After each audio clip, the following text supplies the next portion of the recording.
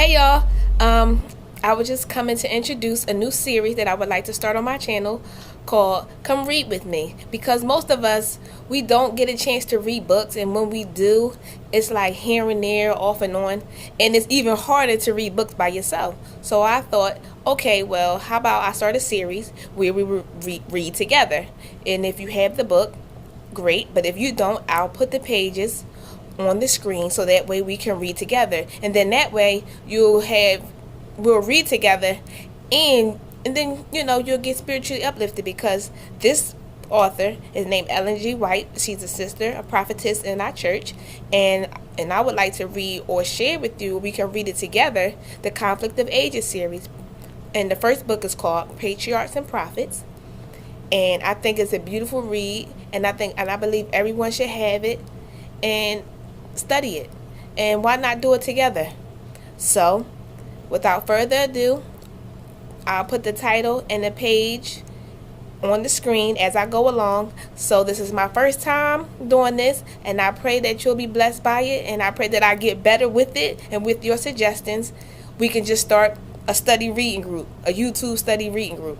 So I hope you're blessed, and today we will be reading pages 33 through 35. Only 3 pages a day. Nothing major. But I hope you like it, and I hope you enjoy, and I hope you stay blessed. Why was sin permitted? God is love.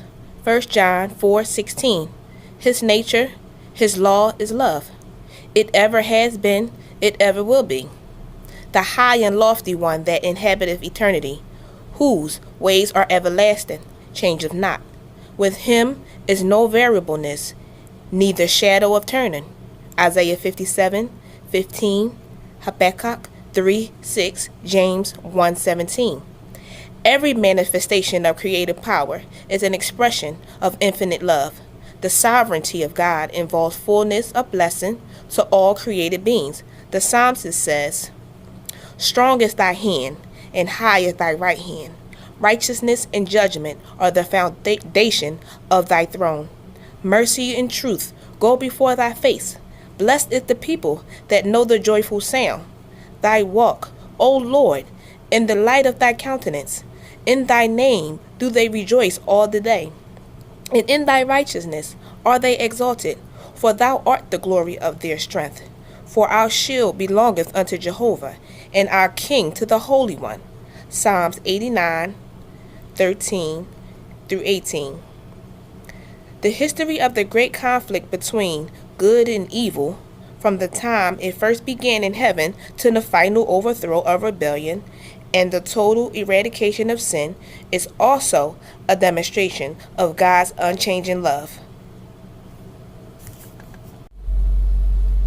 The sovereign of the universe was not alone in his work of beneficence. He had an associate, a co-worker who could appreciate his purposes and could share his joy in giving happiness to created beings. In the beginning was the Word, and the Word was with God, and the Word was God. The same was in the beginning with God. John 1:1 and 2. Christ, the Word, the only begotten of God, was with the eternal Father, one in nature, in character, and purpose, the only being that could enter into all the counsels and purposes of God. His name shall be called Wonderful, Counselor, the Mighty God, the Everlasting Father, the Prince of Peace. Isaiah 9:6. His goings forth have been from of old, from everlasting. Micah 5:2. And the Son of God declares concerning himself, "The Lord possessed me in the beginning of his way, before his works of old. I was set up from everlasting. When he appointed the foundations of the earth, then I was by him, as one brought up with him. And I was daily his delight, rejoicing always before him." Proverbs 8:22-30. The Father wrought by his Son in the creation of all heavenly beings. By him were all things created, whether they be thrones or dominions or principalities or powers. All things were created by him, for him. Colossians 1:16. Angels are God's ministers, radiant with delight, ever flowing from his presence and speeding on rapid wings to execute his will. But the Son, the anointed of God, the express image of his person, the brightness of his glory, upholding all things by the word of his power, holds supremacy over them all. Hebrews 1:3. A glorious high throne from the beginning was the place of his sanctuary. Jeremiah 17:12. A scepter of righteousness, the scepter of his kingdom. Hebrews 1:8. Honor and majesty are before him. Strength and beauty are in his sanctuary. Mercy and truth go before his face. The law of love being the foundation of the government of God, the happiness of all intelligent beings depend upon his perfect accord with its great principles of righteousness. God desires from all his creatures the service of love, service that springs from an appreciation of his character. He takes no pleasure in the forced obedience, and to all he grants freedom of will, that they may render him voluntary service.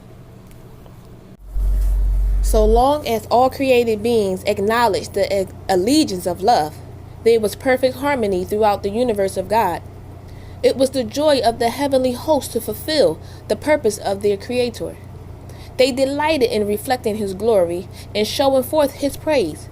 And while love to God was supreme, love for one another was confiding and unselfish. There was no note of discord to mar the celestial harmonies. But a change came over this happy state. There was one who perverted the freedom that God has granted to his creatures. Sin originated with him who, next to Christ, had been most honored of God and was highest in power and among the inhabitants of heaven. Lucifer, son of the morning, was first of the covering cherubs, holy and undefiled.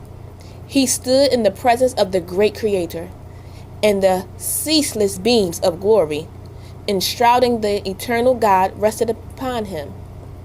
Thus saith the Lord, Thou sealest up the sun, full of wisdom, and perfect in beauty.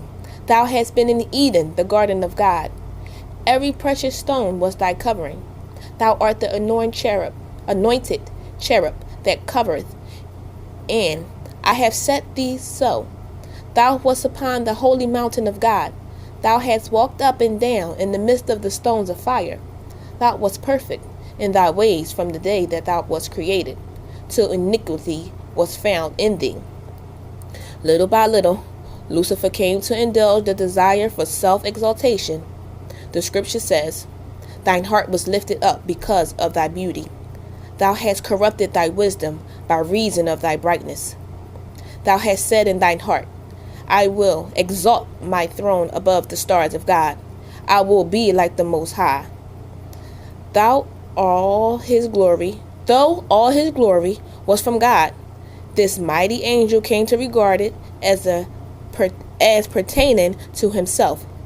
Not content with his position, though honored above the heavenly host, he ventured to covet homage due alone to the Creator. Instead of seeking to make God supreme in the affections, all allegiance of all created beings, it was his endeavor to secure their service and loyalty to himself, and coveting the glory with which the infinite Father had invested his Son.